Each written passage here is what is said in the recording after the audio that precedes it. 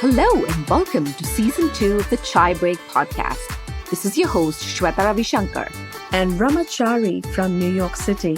This season, we're excited to interview a roster of amazing South Asian women who have broken barriers, questioned norms, and continue to make a mark for themselves. They come to you from all over the globe, from Bangalore to New York, Melbourne, and everywhere in between. We hope you enjoy these conversations as much as we do and chime in along the way. So let's get started.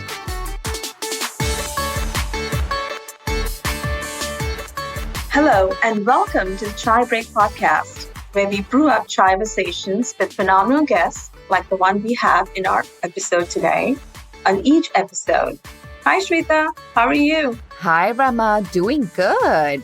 Yeah, we're really excited about today's episode. It's no exception because each of these amazing women we've interviewed, we've been inspired. And today we're with Amrita Doshi, who is the co-founder and executive director of South Asian SOAR, a national organization dedicated to ending gender-based violence in the U.S. within the South Asian diaspora. She is deeply committed to advancing and healing justice for South Asian survivors and communities. Amrita comes to this work with her own experiences of survivorship, as well as several years of work across public health, technology, and art. I'm particularly excited for today's episode because not only is Amrita a multi-talented human, but she's also a very dear friend who I met via our common passion for dance. So welcome to the Chai Break podcast, Amrita. So happy to have you. Thank you so much. I'm so happy to be here. So wait, before we actually even jump into any questions, I have a couple of things with just that kind of intro. One, I always want to ask you, why SOAR? And two, how did you guys even meet? And what was the background of that? Shweta, do you want to tell our story? Yeah, actually, so I think I had moved here and I was looking for a space to start dancing. And I think I just found Gino Joseph, one of the founders of NYC Adavu, the Indian classical dance meetup group in New York City, which is, I think, one of its kind. You know, we meet every Friday, and that's how I met Amrita. And we instantly connected. I just loved her energy, her art, and, I was always inspired by her. And then now, she's not only a dear friend, but she's also a favorite auntie to Dia, my daughter. My 7-year-old is obsessed with her. Cute. Yeah. So she was like, oh my God, you're interviewing Amrita today? She was like so excited when she heard. Shweta and I think that Dia and I have some past life connection because most definitely. And then I guess Shweta, you and me too. Yeah, no, truly. Amrita is a force to be reckoned with. And especially because I think until recently when we were talking about getting Amrita on the podcast, I only knew Amrita the dancer. I did not know the other part of Amrita. And I'm so glad and I'm even more proud of her and everything she's doing and done so far. So yeah, I can't wait to get started. So I gotta say, from our vantage point, it was like Shweta was the cool mom who would wake up at 4 a.m. and make all these different types of dosas and work out and then go to work on the ferry and then wear these perfect outfits that were thrifted. And we were like, how does she do it all? And then we started the podcast and we're like, oh my God, she's doing even more. So you always inspired me. Oh, we all can use a little flattery. Thank you so much. It's definitely giving me a boost for the day. You guys flattered each other. No one flattered me. Fine. Just, I'll deal with it. No, in fact, Amrita, on the flip side, as a new mom, I had very, very limiting beliefs. And guess who completely changed that for me? It was Rama. Yeah. So, it's all I think it's a tribe of women, right? We all look up to someone or the other. So Rama actually, when I looked at her, I was like, wow, okay, so I can be a mom and I can do other things. Because I think as a woman, there's so much guilt, especially after you become a mother. And I think definitely Rama helped me, overcome that and actually believe that, yes, I can do all of these things. Wow. Oh, thank you. Yeah, it's having a multiplying effect across our whole meetup. Exactly. That's the thing, right? I mean, yeah, and it's quite nice to know that Shweta is always on the go doing something or the other and doing something that she really loves and cares about, which I'm kind of envious about because I'm still not there yet. I'm trying to. But it's nice because that's the whole point, right? We try to meet and try to draw inspiration and at one time just change our perspective. Well, enough about us. Now let's go back to Amrita. Yes. Oh my gosh. So Amrita, let's start way back, So you grew up in Orange County, California. So tell us about that. What were growing up years like at home, some early influences and impressions that left a mark on you, be it positive, otherwise, like what was that like? Yeah, that's a really good question. So I grew up in a town called Cerritos, which is very South Asian. It's actually on the border of LA County and Orange County. So that's where I grew up. I was born there, raised there my whole life. My parents immigrated from India. So I think growing up for me, I mean, we grew up like pretty privileged, I would say, by the time that I was born. My parents had established their medical practices. So I think as I was growing up, I had the privilege to do a lot of activities. And I think dance really became my go-to. First, I started doing Bollywood dance. And then I think around age 9, Bharatanatyam. So it seems like overall positive influences in childhood.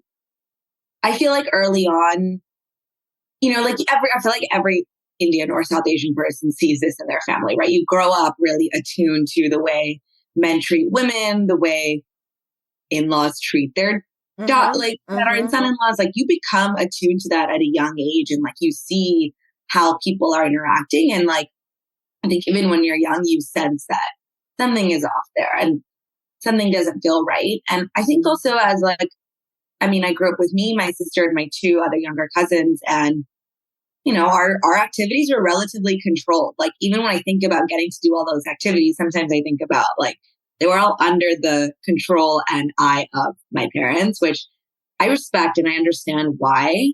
But I also think like, it's very common to grow up in this sort of overprotected way where your actions and what you do and who you see and who you hang out with are controlled. And I do understand, like, as I grow up and like, as I see like young moms like Shweta and just develop more empathy for what my parents, the worries they had, especially as I like am growing up into my adulthood in New York City. I'm like, oh my God, I can't imagine letting my kids go on the subway alone.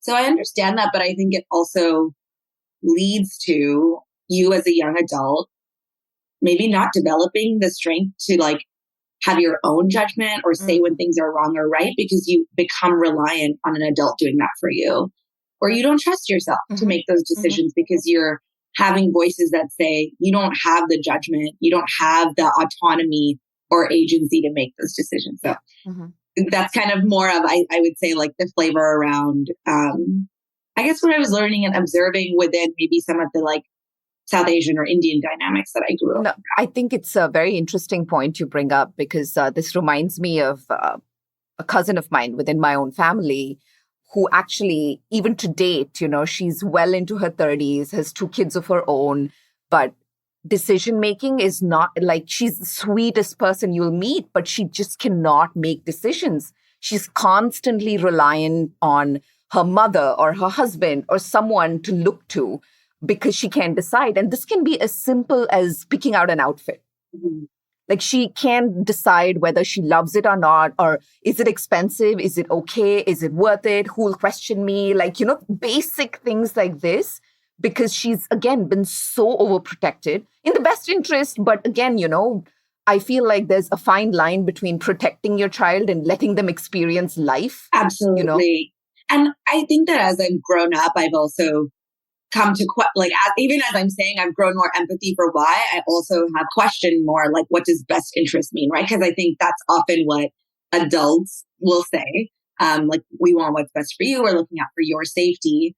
But I think ultimately everyone has a desire for control here. And I think there is that fine line between like, what is me really looking out for someone and what is my desire to retain control over someone's decisions. And so I was actually speaking with like someone yesterday, and she was like, my grandmother would tell me like people want to get their young kids married off because they don't want them to have control and they don't want them to have power. And she was like, my grandmother said it so matter of factly, and she didn't even know it was like sort of a feminist statement, if you will. But it's just interesting how much like that's ingrained in us. Like, so I think we're seeing the outcome of people not being able to make those decisions maybe, but it's intentional on the people who didn't let them make those decisions, be a part of family finances, or educate them on those things so that they are empowered to make those decisions. Yeah, I mean, this is such a great topic that we could just go on this topic forever, because I think each of us growing up, having Indian influences could relate to something of that. And I'm raising a 13-year-old, and I'm just trying to also be the parent that gives her, chance to make her own decisions. But at the same time, I'm also working with a teenager who thinks that she just knows everything every time. So there is this fine balance of trying to make her understand that no, she cannot not study for a particular test because she thinks she's really good. I mean, tests are coming up, and no, she has to go to dance and singing because these are fundamental hobbies that will actually nurture her for life. But at this point, dance and singing is something she thinks that, I think it's just a waste of time. But, I feel like there needs to be that balance, because that's where the parents are guides, right? You have to steer the kids in the direction. And like what Shweta mentioned is probably a little bit of an extreme where you really, micromanage every detail in a kid's life. And that's kind of an extreme. But I do support some of that, what I think our parents have done for us. Like, I still remember the time when I rebelled against learning Bharatanatyam because I was really young, and they were trying to join me at like 4 or like some age like that. And I was like rebelling against it. But I am so glad they pushed me. My dad did not take no for an answer. That's it. You're just going. I don't care. And I sometimes I felt that was the right thing, because I was like, I would not have learned dancing or loved it. So I don't know. Sometimes it feels good to have that kind of somebody steering us, even when we don't know whether we're doing the right thing. But sometimes we just don't want it to be the extreme. I wish there was a book where we could just take notes and say, oh, this is the way you have to say. But we all learn from our experiences. Yeah. I think what I take away from what you said, Rama, is the word guide. Yeah. And I think we have to keep that in mind, that, we're empowering them with the knowledge that, hey, you know what? You want to do this thing. These are the pros and these are the cons. And give the, autonomy to take the decision, and also tell them that they need to be accountable for their decisions. Right. I've started doing that in little ways with Dia, and whether she decides on a 30-degree day that she doesn't want to wear a sweater. And I'm like, you know what? That's your decision. It's going to be cold. I'm letting you know. But, if you think you're going to be fine with it, it's okay. So, and then if she complains and I'm like, I'm sorry, you knew, I told you. I feel like in these little ways to actually just let go. And letting go is not easy. Yeah. It's not easy, again, because, you're just like, oh my God, whatever, the pros and cons to it. So you want to control the situation. But I think you just have to let go a little bit.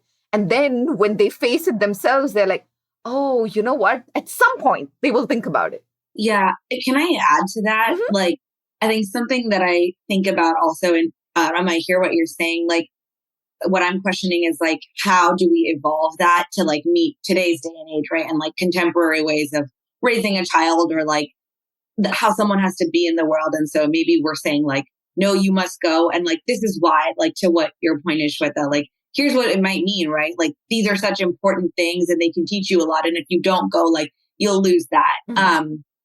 But also something I think about is how can you build a trusting relationship where you as a parent show self-awareness. And if your child fails or runs into a challenge, they have enough trust to say okay, maybe I rebelled, or I did the thing that you told me not to do and it was wrong. And can you help me now? And as a parent, you can be okay, yes, and there's no ego there. So that's something I think about too, being sharing your point of view, but being open enough so that your kid knows that they can come back to you if there's a challenge. And just to bring it to the work that I do today, I feel a lot of times that happens in dating. People don't want to tell their parents they're dating someone because their parents have said no, you can't, right? Right. And then they might run into an issue in that relationship. And that's something that there's no space to be honest about, because your parents don't know you're dating. They told you not to date that person. And so now you don't even have a place to go rely on for support. So, yeah, that's a very good point, actually. Yeah.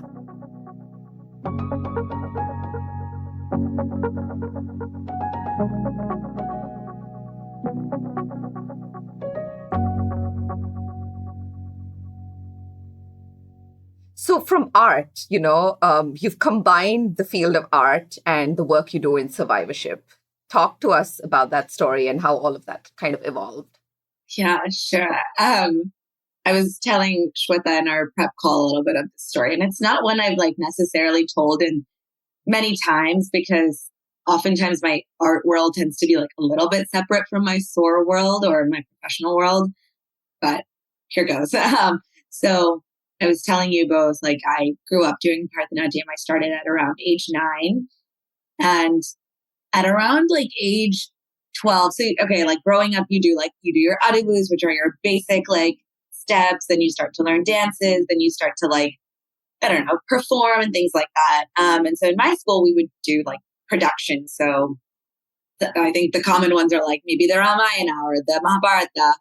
But we also did more creative ones, I don't know, my teacher would do Cinderella, for example. But when I was about age maybe 13 or 14, I think I did my first production. And a really cool part of growing up in the company that I did is we got to tour those productions. So at some point I went to New Jersey and Florida and Northern California to perform. And when I was 15, I got the opportunity to do one of those tours.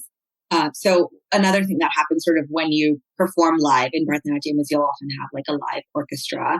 So you have literally live music on the stage, and that's kind of 4 to 5 people, a violinist, mridangist, vocalist, etc.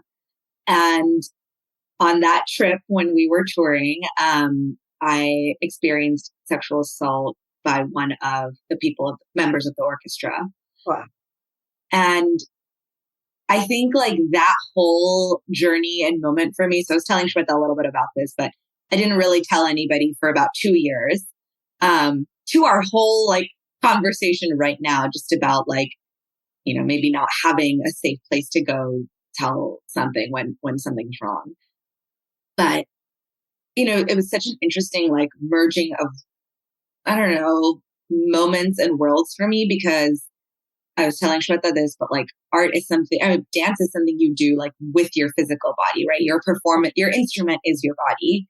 And then when someone is assaulted in any sort of way, a lot of times it happens to the body, and obviously to the psyche as well. But the body is primarily an instrument for that. So it was very interesting to me to know how to sort of carry forward and continue dancing after that, especially when you know that people are watching you actually in a different way than the way that you are seeking to use or take pride in the way that your body moves. Does that make sense? Yeah.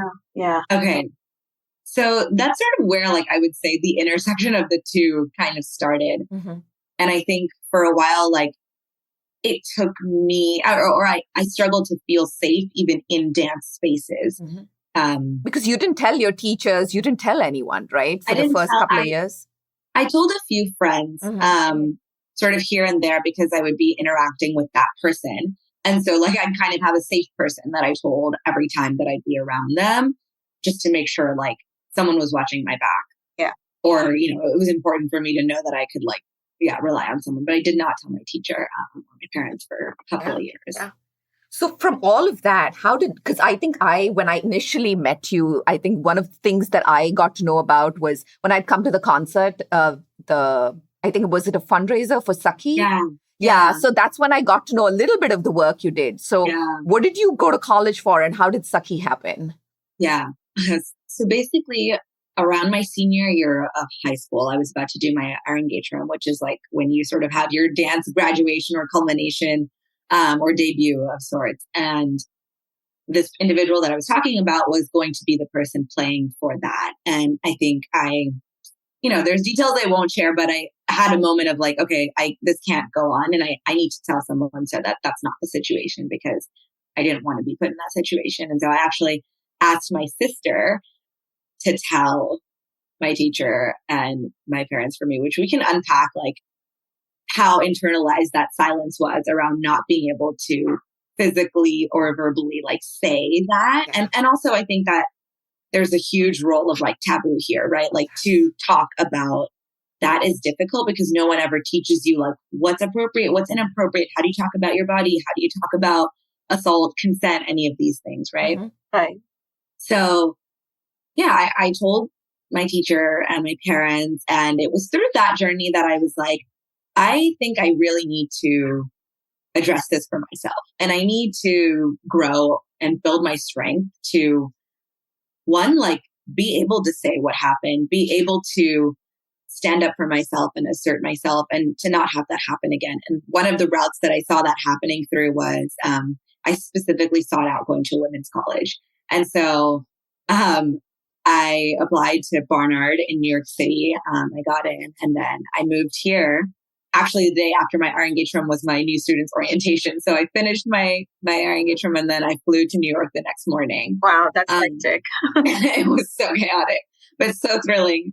And then as soon as I got here, I already had known of Seki because I was starting to like look into like other ways for me to build that. I wanted to build a community around it. I want to meet South Asian women who could talk about this, who were working on it, who were unafraid and like unapologetic in naming it and calling it out and addressing it. And I interned at Seki as soon as my sophomore year of college came around. And Seki for South Asian women is sort of the like New York City based South Asian gender-based violence organization that's been around for over 30 years. Mm-hmm. So that was my first like professional introduction where I met other people who really were talking about this, mm-hmm. like, and doing something about it. And also like were just like, I think had analysis around like why this happens and what we can do about it and how we can work towards it. So, yeah. And how did Seki to SOAR happen? Great question. So, after my internship at Seki, I ended up falling sort of like moving away from the nonprofit world and really finding my space in tech. And I worked in like mental health and social determinants of health and technology.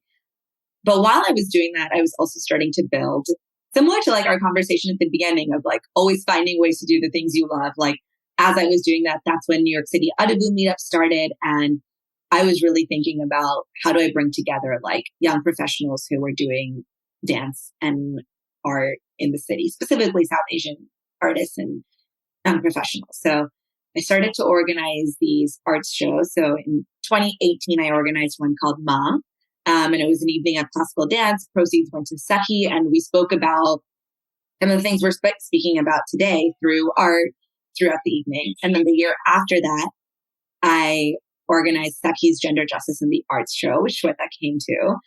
And that was an evening, again, similar, but maybe at a bigger scale. And so I was starting to like really understand what was I seeking out in this space. And I was seeking out a community of people who wanted to talk about this, who wanted to like build art that was healing. I was watching people speak about their childhood and dance about it and have like, share poems about it. And I was like, my mind was blown. And that was a huge moment for me and just realizing like how important art and storytelling, community building, healing, especially for young people. Because even as I went to college, I think I was realizing like, it's sometimes when we talk about these organizations, we talk about them as like domestic violence organizations, but there's a whole spectrum of abuse and violence, everything from child abuse to like college sexual assault and violence to elder abuse to like abuse and violence in queer relationships, just like so many that fall outside of that, maybe one category. So just to bring it to SOAR, a couple years later, as the pandemic hit, I reached out to Kavita, who is the ED of Seki, executive director of Seki, and I was like, hey, I'd love to help you think about how to take your mental health programs virtual, because that was the background that I came from. And she was like, we don't really need that right now, but what we really need to do is be working in a national coalition, because as our organizations face this like unprecedented challenge of working with survivors through the pandemic, where I don't know if you both know, but there was like a 40% global increase in violence and survivors were locked inside their homes. Yeah. And I was like, let's do it. I'm on board. And I came on board and I started facilitating conversations about what this national space could look like. And about 6 months later, that became SOAR. So that's sort of the quick overview of how we got to that moment. And what is the kind of work you do via SOAR, and what's your mission there? So similar to Seki, there's about 40 to 45 organizations across the US that serve South Asian survivors of gender-based violence. So those are either folks that grew up here or immigrants to the US South Asian immigrants to the US. Yeah. And SOAR if you look at all of those organizations, the primary focus is to provide direct services or intervention services to someone going through an abusive situation. In addition, those organizations often do like a lot of community education and outreach as well.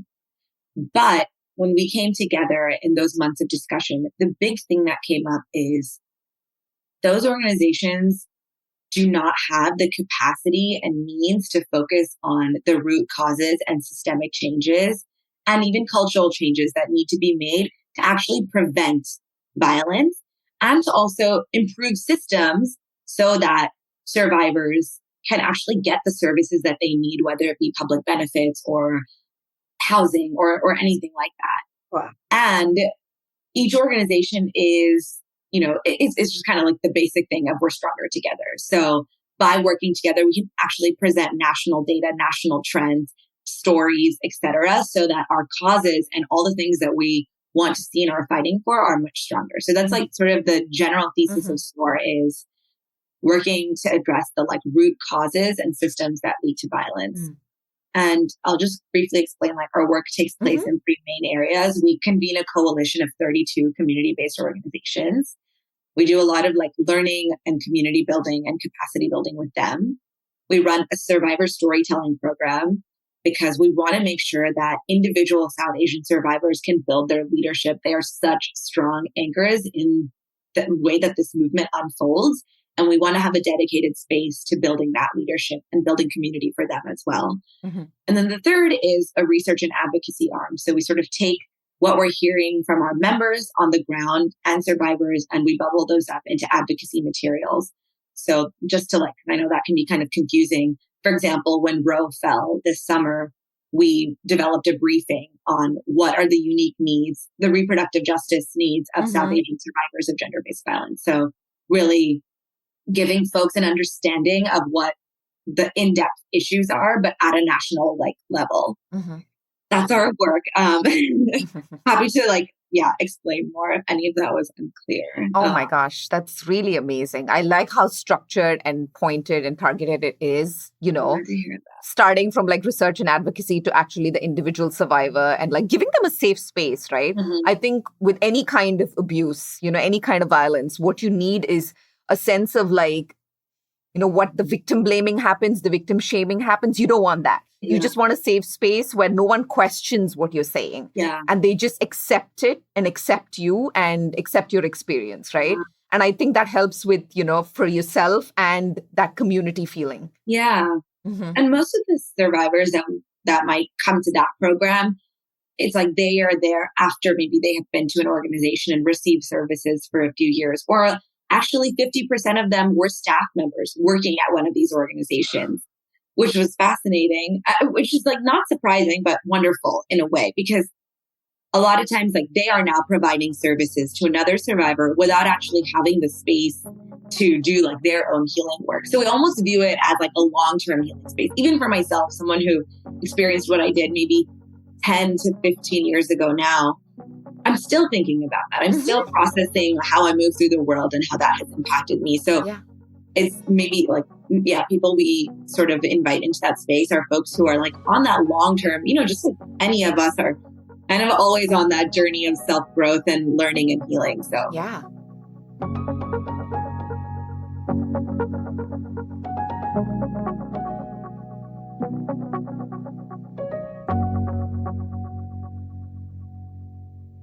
What I actually wanted to talk about was, I think in our prep call you were mentioning, and now thinking back to the time I actually watched the Dance On film and how you blended, your experience and it's almost a full circle moment in terms of healing, right? Because like you were mentioning, what you went through was the physical body was the tool that, and that was your experience. And to kind of use that to, heal.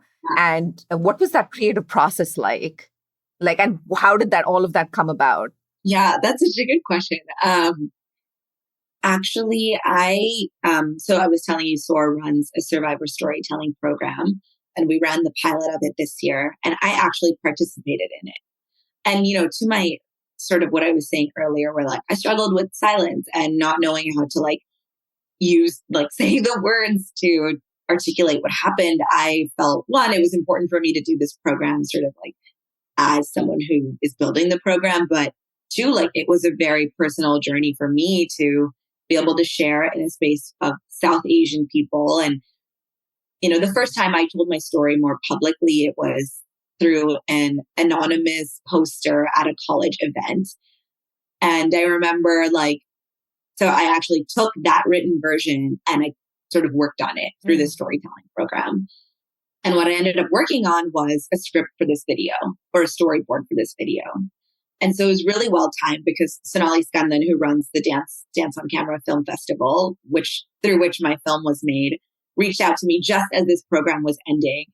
And I think in a previous world, I had told Sonali no before. I always knew I wanted to create this, but I wasn't ready. And it was so I don't know, I think a personally fulfilling moment for me to know that I actually felt ready after going through SOAR Survivor Storytelling Program. So the creative process was basically using that program to help me chalk out what I wanted to say.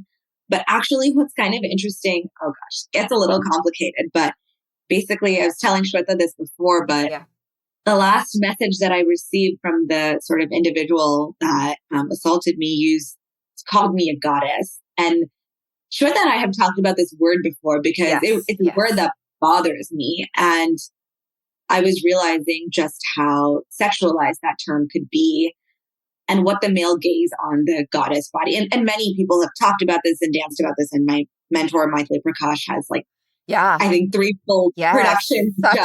She has lots of powerful pieces on that. Yep. Yes, exactly. Really taking that dichotomy and unpacking it. This film really centered around that and the idea of that word and kind of honestly, the discomfort and the disgust and the physical sort of visceral reaction that I have to that word because of that message that I received. Right. And just one thing that was interesting is me and the videographer went into that space and we actually filmed the whole thing improv. Yeah. It was a really cathartic and nerve-wracking, but I think I don't know, cathartic experience to know the general storyboard, but also really be I had to put myself in the space of where was I when I was 15? Where was I when I was 17? Where was I when I was X years later? Yeah. And that was a healing process in itself. Yeah. I can't say I love every part of my film because no dancer or artist That's true. creating, but it was still a beautiful process for me. My gosh. Yeah. Because when you said it, and I remember even watching it when I watched it without knowing any of this, right? Yeah. It felt really powerful because I think what you said, the word goddess, it comes with so much, I don't know, all the adornment and, how you're viewed, it all suddenly changes, right? And I think there are cultures wherein they make little girls goddesses, and all of that whole thing, it kind of is so I can sense, especially tied to your, experience with the specific word, I can only imagine how much it just gave you that, that physically feeling, So yeah. Oh my gosh. And I'll just add because I didn't really talk about the details of the film itself, but it is about that adornment piece and how in Indian classical dance, we have pretty elaborate, getting adornment, jewelry, makeup, our eyes are sort of painted to look like the Devi, the fish eyes. And I think we feel really beautiful in that.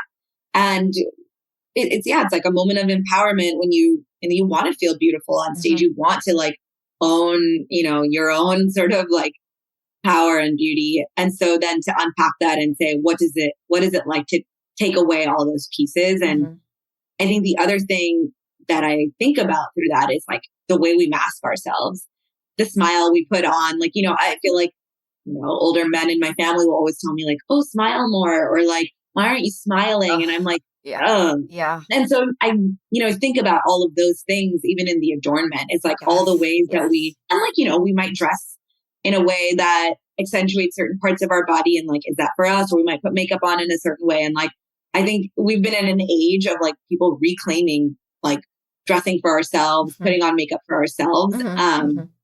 But I think the end of the video, it ends with me taking off that stuff. And that's just kind of like a question to myself of like, what would it be like if you didn't listen to what, the way that anyone told you to dress or be or act? And what is you, like the raw you, feel like? Yeah. That's so powerful. That is really powerful. In fact, you know what? Until now, I haven't really had a moment to sit and think that way. That kind of insight would be so powerful as to how would you really, really, in fact, who would you really be? I think we're all just products of our environment, right?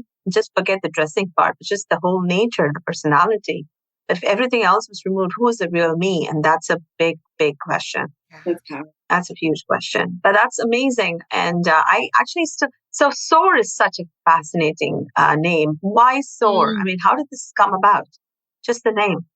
Such a good question. I was just speaking about this yesterday. And if you don't mind, I'm actually going to pull up the quote that inspired us. So I was actually reading the book Emergent Strategy as I was, in the early days of building SOAR. I don't know if both of you have read it, by Adrienne Maree Brown.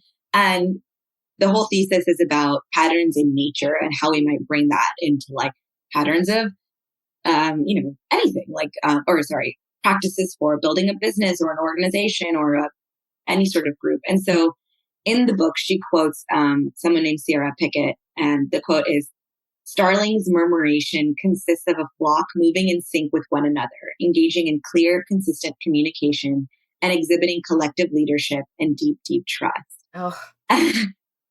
And so this imagery of a flock of birds, we're like primarily this collective of survivors and organizations, and thinking about like our whole idea is like, what is our collective power, right? What is it like to move together towards the future? And even in murmurations, which are these like packs of starlings, they alternate who leads the pack, who leads the front of the murmuration. So even thinking about all of these ideas and how we move forward, like we were so inspired by that. There's also a Maya Angelou poem on our website, which I also came across early on, which talks about the free bird leaving like the cage and just gave me the goosebumps, actually. Yeah. Just gave me the goosebumps. Yeah. So much of this bird imagery was, whether it be the flock or the free bird or anything like that. And just that was so inspirational in thinking about individual survivors leaving a relationship, anything. So those are, I would say, the two core inspirations. But it's funny, like after you have something on your mind, you continue to see it. So I feel like that whole year and even to now, like I always see bird imagery, bird poetry, like all of these things that I like continue to add to my bucket of like why SOAR has the name that we have. I also think soaring, like the full, that word is just so inspirational to like remind myself, like, what are we here to do together? That's true. Actually, it's pretty inspiring. Just hearing the word SOAR. Yeah, it's great. Yeah.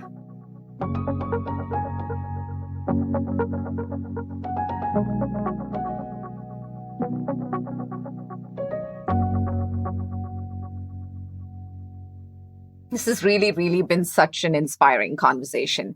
I think one of the things we want to definitely, before we wrap up is we always ask women who've gone through any kind of, challenges, like big or small, like when you were at a low point, whether it was this experience or anything else, where did you draw strength from to move forward? And what were your inspirations? Where did you draw strength from? Such a good question. There's a book called Unquiet Mind. It's this woman who she's writing a memoir about having bipolar disorder. And in each of her highs through the book, there is a theme that is apparent. And it's that she had a source of love in her life. And it was after reading that book, I was in college, that I realized how important love is. And I think that that is something that I've like sought out above all. And I would say I like strongly attribute, honestly, my growth in the past few years to having like a really loving and stable partner, but also love in friendship. Yeah, I don't know if that's like the answer you're looking for. No, totally. I feel like, that book was a light bulb for me in just like the power of love to help you like recover or keep going or, just feel a sense of worth and purpose. Exactly, because that's also it starts with self-love also, right? Totally. You're accepting what your experience was, you're giving yourself that grace and, that time to heal. Yeah. And then, you seek out love, which is a basic human need, it's, And, Shweta, the community that we're a part of with NYC I think that's one of the things that's like an intangible that's difficult to, it's intangible, but sort of felt by everyone, which is like, when you're in that room, there's a shared love for dance, but there's also this like sort of unwavering support for one another to like get through the session. And like that is a source of power and strength, and a reminder for me like to end my week with that and also go into the weekend and the next week with being like,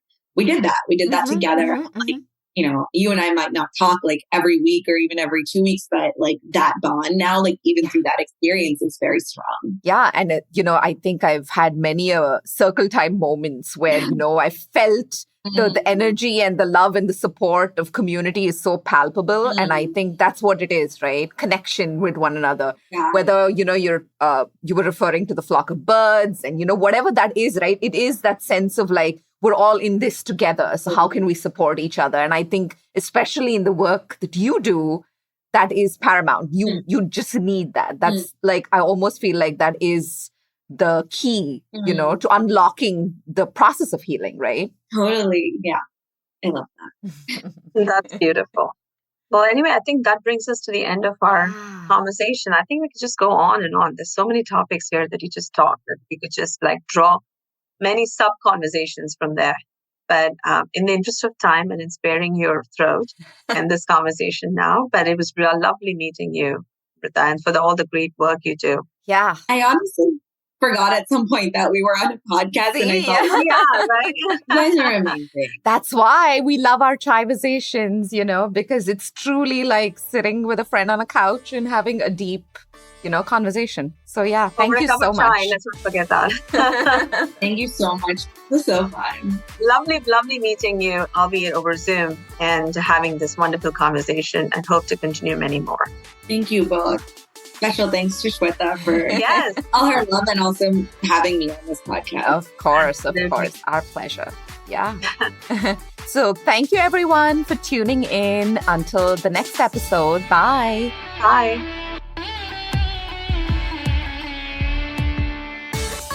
You can find us wherever you listen to podcasts. Do continue to give us your valuable feedback via ratings, reviews, and hit the subscribe or follow button so you don't miss out on our new episodes. Your support means the world to us. And don't forget to follow us on Instagram at chai_break_podcast to get the scoop on our latest episodes dropping every Wednesday. You can also write to us at chaibreakpodcast@gmail.com.